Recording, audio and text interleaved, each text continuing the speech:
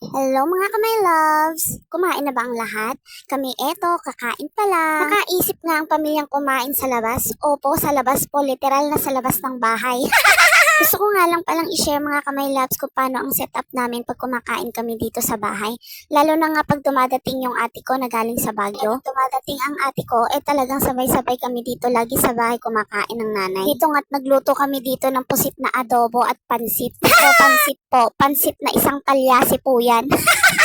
Kasi nga naman po marami po talaga kami. Ganito po talaga ang setup namin pag talagang dumadating yung ate ko. Yung akala mo nga laging may handaan, fiestahan sa buong barangay.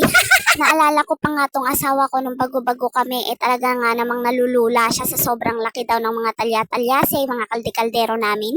Pero kalaunan nga eto nga at nasanay na rin sa amin at eto nga nakikipag-agaw-agawan pa talaga sa amin. Eto nga tuwang-tuwan siya ang unang nakadali ng pusit. Kitang-kita nga naman kasi mga kamay loves na talagang hindi uubra sa amin yung mga maliliit na kaldero. Sa katawan pa lang namin na to, ay nako siya, taob lahat talaga. Ang sarap nga naman kasi talagang kumain pag ganitong sabay-sabay. Yung tipo bang nag-aagaw-agawan pa kayo sa ulam. Yung tipong kalalapag lang, simot agad.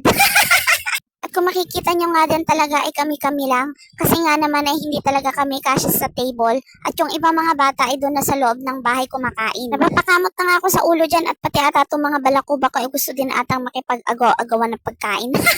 Sa amin yung magkakapatid, ako talaga yung makusim at maasim.